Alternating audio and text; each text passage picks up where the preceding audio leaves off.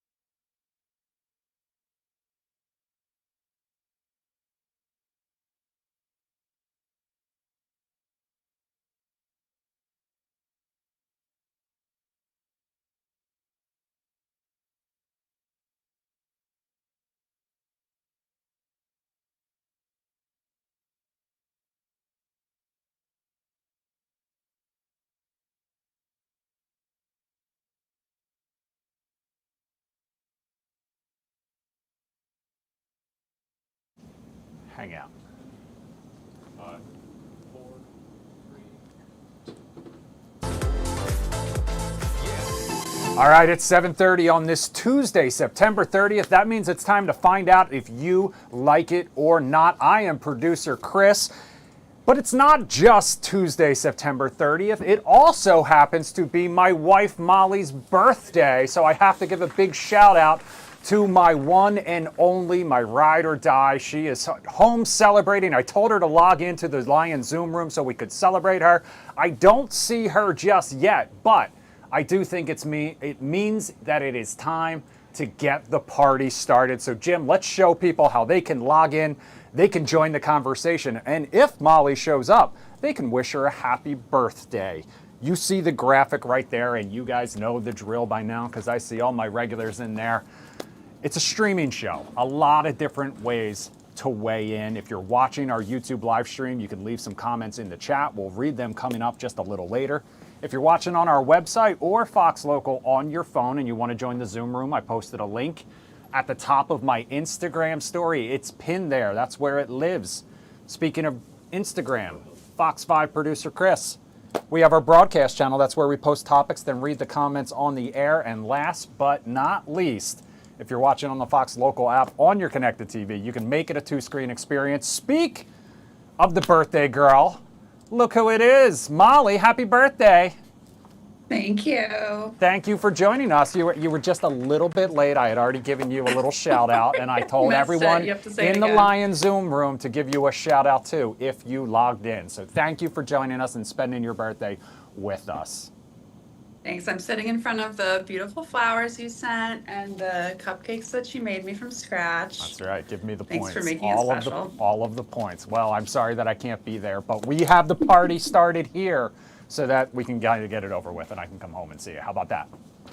Sounds good. All right. But in the meantime, Tony P is making his way in. It's Tuesday. That means it's Tony P Tuesday. Tony, we are wishing my wife Molly a happy birthday because it's her birthday today. Hey, there's your mic right there, happy birthday. sir. Where is she?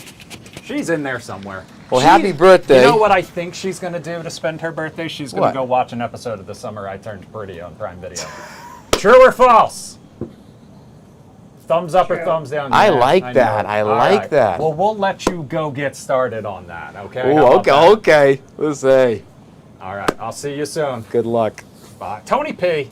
welcome back. Good to be here, my friend. You took a little break from social media, but you came back in full force I today. did. Yeah, I sure did. I'm actually doing a lot more interview content now. Interviewing, whether it be, comics or, some of my celebrity friends that follow me, as well as politicians here in D.C. And that's who you posted today, I Representative did, Don Beyer, right? Yeah. So I want to do interviews that really are based on policy items that are really people that are actually trying to move the ball forward and change people's lives and actually impact them, as opposed to getting involved in whatever the smoke is now, where it's just basically like all these politicians want to be influencers.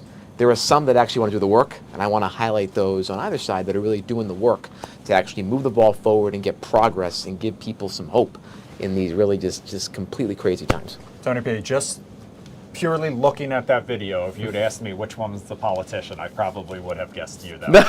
you just was it my leg cross, or was it my? You just looked right at home. In the congressional offices. It is. I'll tell you, it is really nice. I mean, they're very nice to me up there. I mean, I'm knowing the halls in and out now a little bit. So those elevators are tough though. Getting out of those offices, you don't even really know which floor to go to. You kind of it's like playing like roulette, But well, it's a busy ton of night fun, though. on Capitol Hill. We'll be following all the developments. Yes. With that looming shutdown. But in the meantime, let's have a little fun. You ready to dive in? I'm so excited. All right, we're going to go from Capitol Hill to Hollywood now, because we're talking about the fight over the future in Tinseltown, and it's all because of Tilly Norwood. You see her right there. Do you know her? Do you not know her?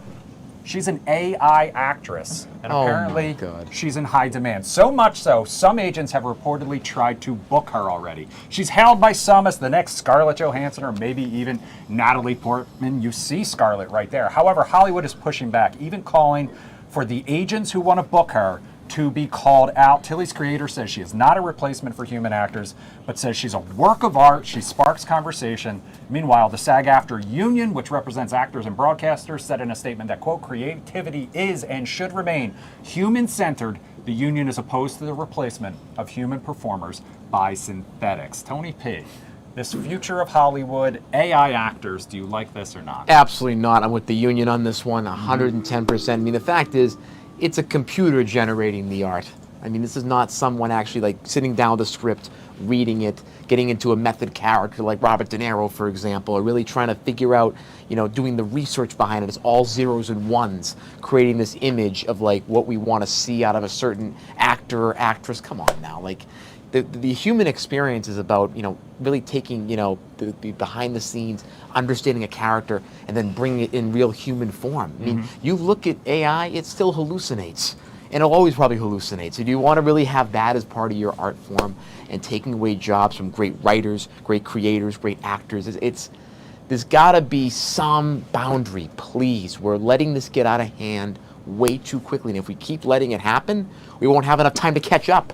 And the worst thing will be here in, the land of the lost will be here in 2 years. I compared it to Westworld earlier, if you've ever seen that movie, the original, or the HBO Max remake. Allison's in the Lion's Room. Allison, welcome back. This idea of an AI actor, do you like this or not? And is it that different than, say, some of the computer-generated characters that we've had in the past with movies like The Polar Express, for example?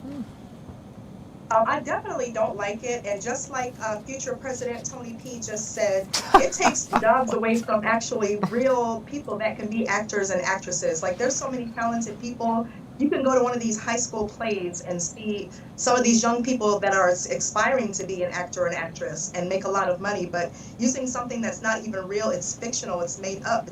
To me, that's just absolutely ludicrous. It's horrible. I'm with you. Deb's in the Lion's Room. Deb, could you see a future where maybe they use AI actors to maybe not have to do dangerous stunts anymore, though, and you could just plug in an AI likeness of a person, and it's a little more than the CD? Can you kind of see a world where maybe both can operate together? So you're playing on the, because I'm a safety girl, you're trying to play on that. I don't know, but what about all the stunt people? Then they're going to be out of jobs. Yeah. I think, that's part of the thrill of watching a Mission Impossible. That someone, Tom Cruise is really out there scaling a building. Right, yeah. I think I still have to go with the humans. Yeah, humans okay. Win. I mean, Tom Cruise is one of a kind, though. I will say that. Right. David, you're looking... I can't quite read your face on this one. Yeah, he's pondering. Yeah. Yeah, it's hard. Well, I tell you, James Cameron warned us 41 years about this.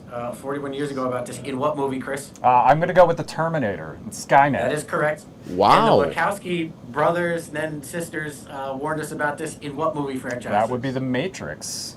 Correct. Yeah, this is scary. I mean, it's hard to know what to think, but like, we might be past the edge already. Where I don't know what other to do than to embrace it and embrace AI as coming, accept it, and because if we don't, somebody else is going to develop it, and you'd rather have it under our well cared for control than a mad scientist somewhere out there developing and bad things happening. So Yeah. I say embrace it. I mean, I 100% hear where you're coming from. I do think it's kind of hard to put Pandora back in the box at a certain point, but I do think there needs to be clearly labeled, that this is not real, especially since Yes. if you log on to Facebook on any given day, a lot of people are falling for a lot of Oh, crap the AI on slop. any given day. All right, speaking Yes. of Hollywood, Tony P, Oh, you can here we keep go. commenting on that Yes. story, by the way. I'm Just honored jump by on YouTube. I'm honored by the president. Tony That P. I was Tonight very, the P stands for president. Look, presidential. the one job I want actually to be vice president. That'd be the perfect job for me. A hype man. I could sleep in meetings. That's perfect for me. You've been Perfect watching- job. You've been watching too And much I get a West pension, Wing. and I get a Watching pension. too much West Wing. Hollywood loves a remake. You guys know that. We've talked about it before, and usually I'm not really thrilled about it. But this next one may hit in the feels for all of my elderly millennials out there. Take a look.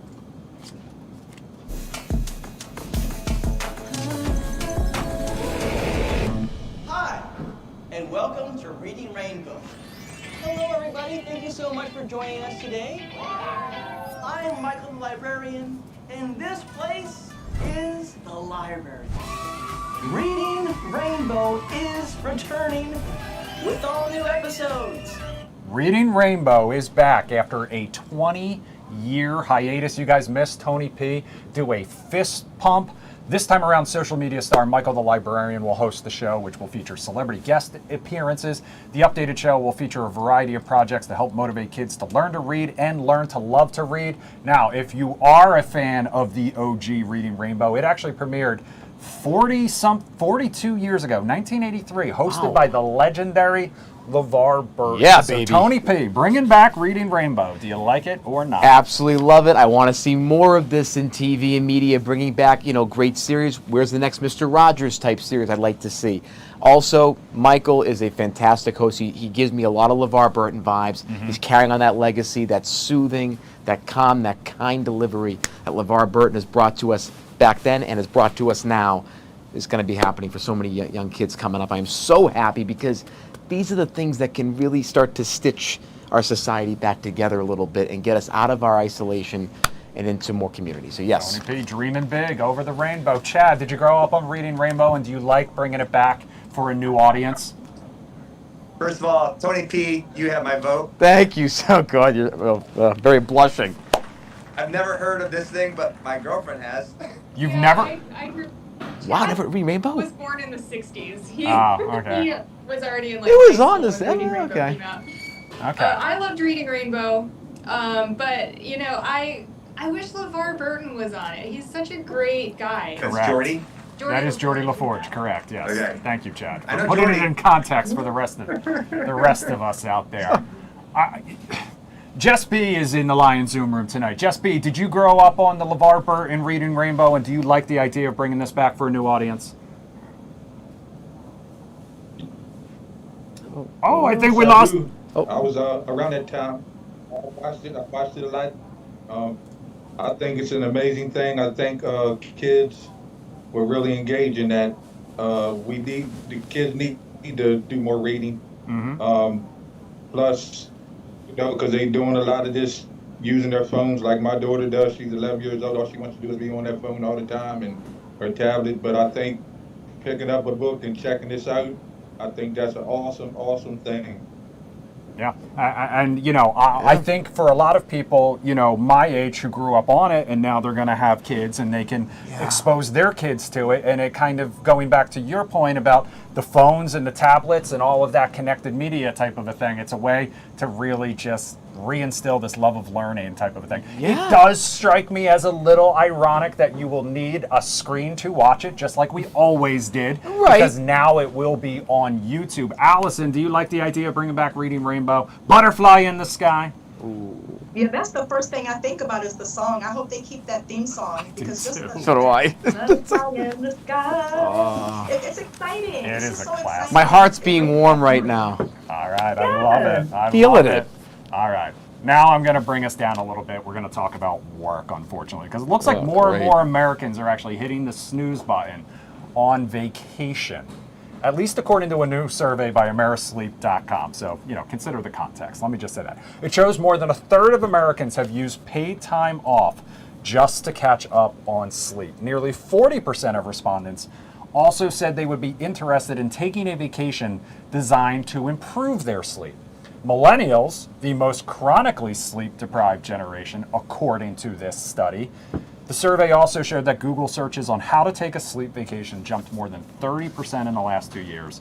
Researchers say the survey highlights the need for sleep to reduce the risk of burnout. We did post this one on our broadcast channel earlier today. Kathleen says, absolutely, take care of yourself and enjoy a break. You earned it. Sharon says, I like it. I have done it plenty of times. The American Plumbing Academy, man, it's paid time off. Do with it as you will. Better than falling asleep at your desk. That is true. Shayla, no, do not like that option. But if you give me tickets to Fiji, I will take that option. And then finally, Patty says, I don't like it. I'd rather use it for an emergency because you never know. Tony P., Mr. Mental Health, protected at all costs. Do you like the idea of taking paid time off to catch up on sleep, though? I think it's an embarrassment and an indictment on our work culture as well as policy decisions. First of all, we have complete burnout now with the phones and Zoom. Bosses are calling you at 9, 10 o'clock at night to get work done. There's no structure of that office or outside of the office. So I think overall we have to change how we do the 9 to 5. Back when my parents were starting to work, it was 5 o'clock, you were done. Boom. There wasn't 9,000 devices you had to keep working with, okay? So we have to do that. And the biggest thing is we can't afford anything. We can't afford jack diddly squat. So that is why we're taking sleep vacations. This isn't just because we want sleep. We could sleep in Fiji too, but we can't afford to go to Fiji. So Americans, we need to be able to have more money in our pockets and better work schedules. So that's my stump speech for all of you. Say, okay, there's this platform. That's right my there. platform. More sleep in Fiji and around the world for everybody. Deb, the problem is just because you take a day off doesn't mean that the kids and the dogs are gonna let you sleep in, right? You are correct. You are correct. I get it though. Dan and I have done staycations where we take a day off here or there just to kind of catch up on sleep and get, because we've fallen behind the 8 ball. So I know it is sad to take a day off to do the regular stuff. Yeah, I mean, you're basically just burning a vacation day on self-care, and it would be nice. This is why I love the idea, Tony, if you want to add it to your stump speech, of a 4-day work week, because then at least you can have one day for chores or whatever else you need to do, and then still have your weekend. I mean, that's just Freddie's in the Lion Zoom room. Freddie, do you like the idea of having to take a day off from work just to sleep? I'm here. Can you hear me now? I can hear you. Yes. So, pay time off to sleep. Yes, I agree, because I feel like, I want to rest. And I feel like I'm tired. If I feel like I don't want to go to work and I just want to take my time off of work, I would say it's more convenient. But unless you got to be aware of emergency reasons and all that. Yeah. And I mean, there are jobs out there where literally falling asleep on the job could mean the difference between life and death. Yeah. Obviously. So I don't want to downplay essential this worker, especially. Good to see you, by the way. Good to see you. How you doing, my friend? Great to see you. Doing good. I'm loving the energy you're bringing here at 7:30 on a Tuesday. I love it. We're gonna match it. We're matching it, baby. I love it. Good to see you on a Tuesday. That's why always a pleasure. Tony P. Tuesday. All right, keep the comments coming on all of these stories over in the YouTube comment section. We will check that in just a minute. In the meantime, though, coming up next, we're going to talk about the idea of paying someone else to help pick your baby's name and whether you like that idea or not. We'll be right back.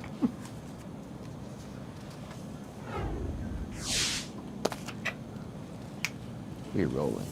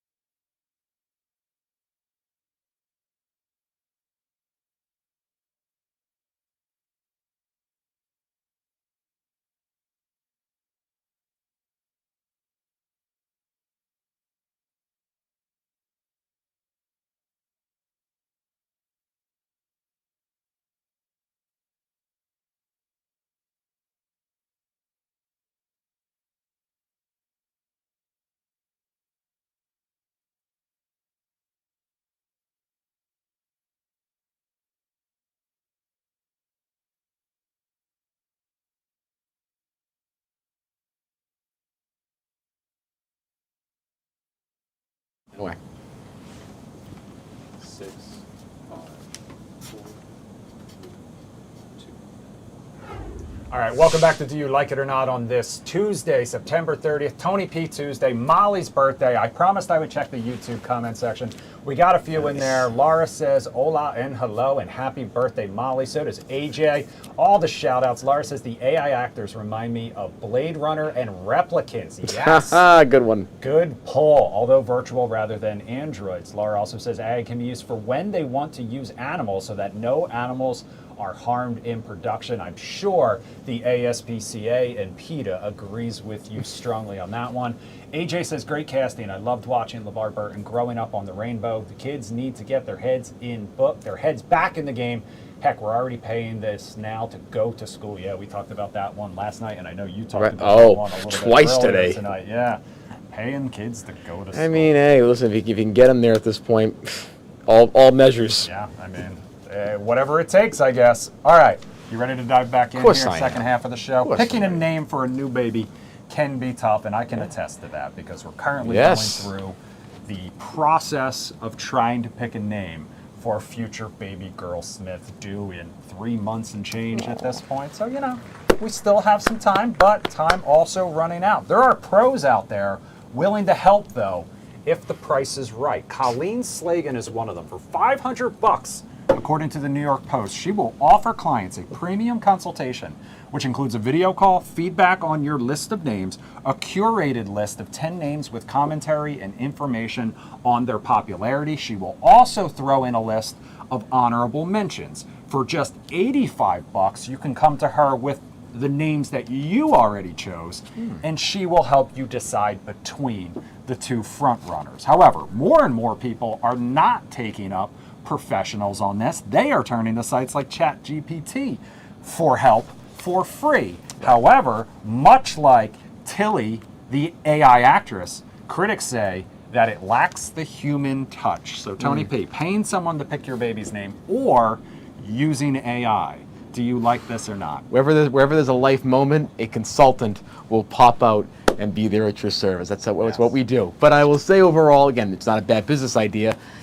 I don't know, like I feel that I think there's a family component that needs to go into it. Okay, like, you know what, is it an uncle? Are you doing a middle name, last name combination? You know, the different, if it's a boy, the two fathers, or, you know, if it's a girl, like your mother's maiden name. What are you putting into that? I think that requires the human angle. So I think you can't do it all. But if you want to look at trends, like, you know, maybe I don't want to be too 2020s. I want to be more like kind of yesteryear names. Yeah, okay, getting some more feedback. I do think if you're going to do this, it's a very personal endeavor. If I had to choose between AI and a consultant, go to a consultant. Because you know what?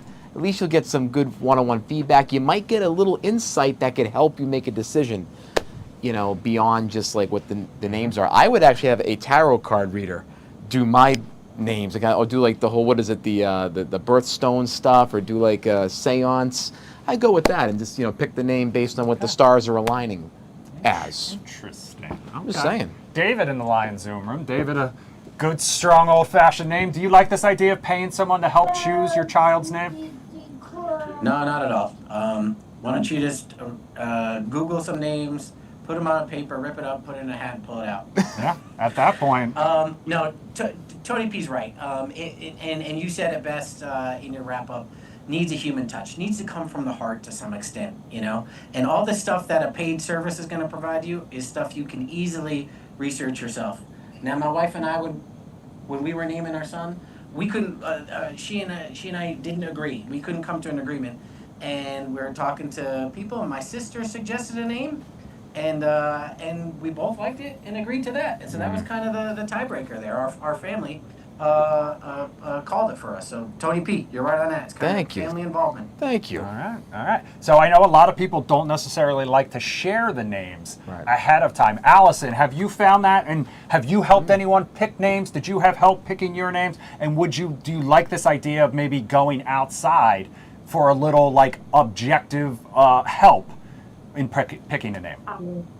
I picked all 5 of my children's names and some of my grandchildren's names. And again, it's a very personalized experience. They all have meaning. Like when I create a name for my child, and all of their middle names had to be J, because to me it means you're going to be rich. I don't know what that is, but that's just my thought. Okay. And also, Chris, I hope you never do this. If you need help, you and Molly, I will help you for free. I'll give you a whole analysis. Tell me about the grandfather you want to name the baby after. Okay. I'll hook it up and make it snazzy and classy, and something that the baby can put on their job application so they're not confused, and something that the baby can spell when they go to school as well. So I'm here for you for free, for you and Molly. Happy birthday, Molly. All right, I appreciate that, and we will take you up on that if we get to that point. As of right now, we just have one of those apps where if we both swipe and we match, then it tells us, and you know, we add that to our growing list.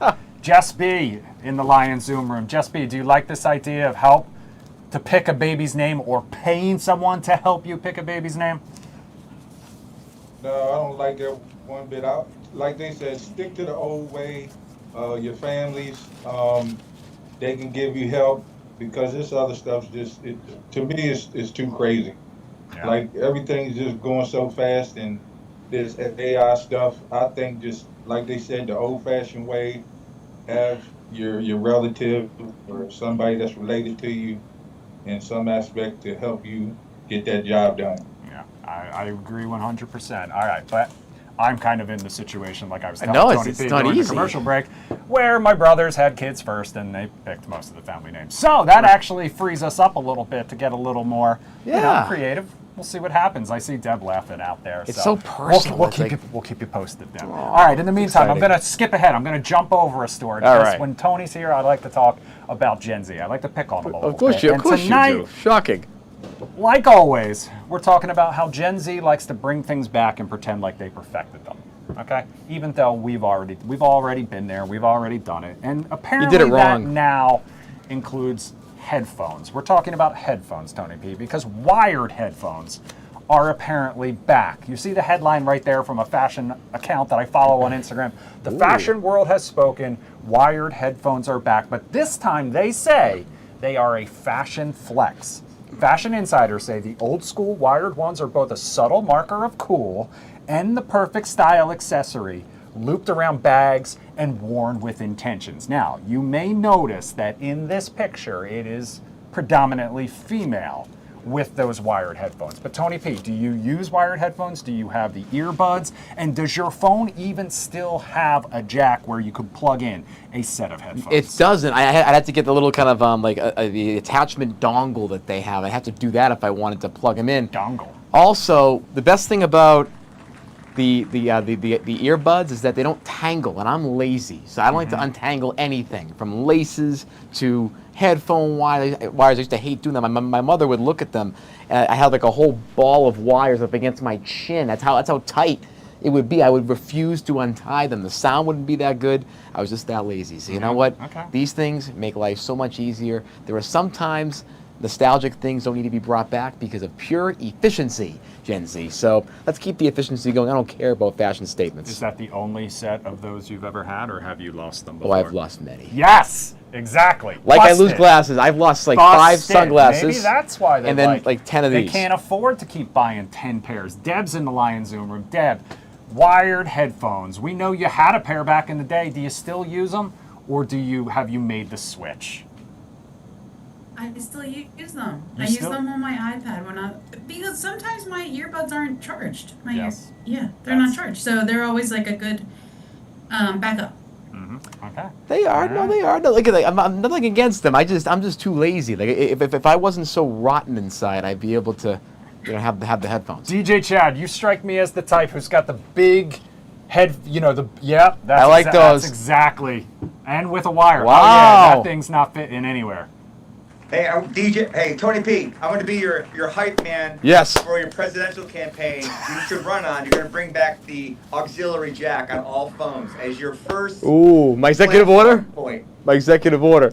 Yeah. What Yes, happened by to the executive day? order, all phones now have a headphone jack. I Tony don't P, mind every man. that. I don't. We're going to bring back American Bandstand and Reading Rainbow for perpetuity. Well, it also just going back to the sheer, you jump in an Uber and somebody gets to control the aux cord and get to control the music for the entire Right. ride. I mean, if you don't have a spot to plug it in, then you don't get to be that guy. It's a little less fun. Bluetooth can do it. Allison, do you like the wired headphone look, or are you earbuds, or whatever the heck they're called? at this I point? like the wire. I'm old school. I literally was tearing my house up looking for mine the other day and couldn't find them because my earbuds were not charged, like Deb was saying. Like, I love it. Why not? Why It's not? right All right. there. What's old is new again. Yes, Thank you, it everyone in the is. Lion Zoom room, for joining us on this Tuesday, Tony P. Tuesday, Molly's birthday. Happy Birthday, Molly. to Molly. Awesome. For producer Jim, I'm producer Chris. This is Tony P. We'll be back tomorrow night. We'll see you then. Have a good one.